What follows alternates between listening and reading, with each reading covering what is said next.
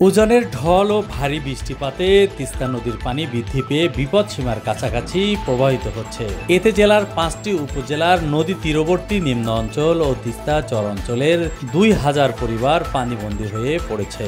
পানি নিয়ন্ত্রণে দেশের বৃহত্তম সেচ প্রকল্প তিস্তা ব্যারেজের 44টি গেট খুলে রেখেছেন কর্তৃপক্ষ।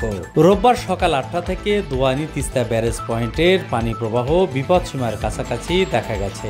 এর আগে সকাল 6টা থেকে দোয়ানি তিস্তা ব্যারেজ পয়েন্টে পানি প্রবাহ বিপদসীমার 4 সেন্টিমিটার উপর দিয়ে প্রবাহিত হয়, যা স্বাভাবিক 52.15 সেন্টিমিটার। পরে বেলা বাড়ার সঙ্গে সঙ্গে সকাল 8টায় 4 সেন্টিমিটার কমে বিপদসীমার নিচে নেমে আসে। এর আগে শনিবার সন্ধ্যা 6টায় তিস্তার পানি বিপদসীমার কাছাকাছি মাত্র 17 সেন্টিমিটার নিচ দিয়ে প্রবাহিত হয়। রাতেই পানি আরো বৃদ্ধি পেয়ে বিপদসীমা অতিক্রম করে।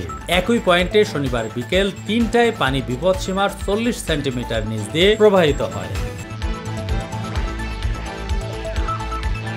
এদিকে তিস্তায় পানি বৃদ্ধি পাওয়ায় লালমনিরহাটের 5 উপজেলার তিস্তা তীরবর্তী নিম্ন অঞ্চল ও চর অঞ্চলের ঘরবাড়িতে পানি প্রবেশ করেছে। চর এলাকায় রাস্তাঘাট তলিয়ে গেছে। পানি বৃদ্ধির ফলে নতুন নতুন এলাকা প্লাবিত হচ্ছে। জানা যায়, তিস্তার পানি বেড়ে যাওয়ায় লালমনিরহাট উপজেলার পাটগ্রাম, দহগ্রাম, হাতিবান্ধা, গড্ডিমারি, দোয়ানি, সানিয়াজান ইউনিয়নের নিজ শেখ সুন্দর, শিরিঙ্গামারি ইউনিয়নের ধুবনি, সিন্দুরনা, চর সিন্দুরনা, পাটিকাপাড়া, ডাউনবাড়ি, কালীগঞ্জ উপজেলার ভোটমারি, শৈলমারি, নোহালি, চর বৈরাতি, আদিতমারি উপজেলার মহিষখোচা, সদর উপজেলার খুনিয়াগাছ, কালসিমাটি, রাজপুর, গন্ডকুন্ডা ইউনিয়নের তিস্তা নদী তীরবর্তী নিম্ন অঞ্চল ও চর অঞ্চল অন্তত 2000 পরিবার পানিবন্দী হয়ে পড়েছে।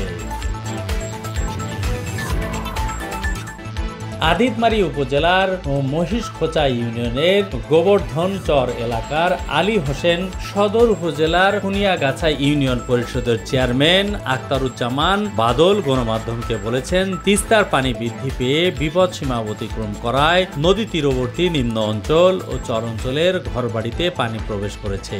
ডালিয়া পানি উন্নয়ন বোর্ডের নির্বাহী প্রকৌশলী আসাবুদ্দৌলা বলেন, শনিবার বিকেল থেকে তিস্তার পানি বৃদ্ধি পেতে শুরু করে।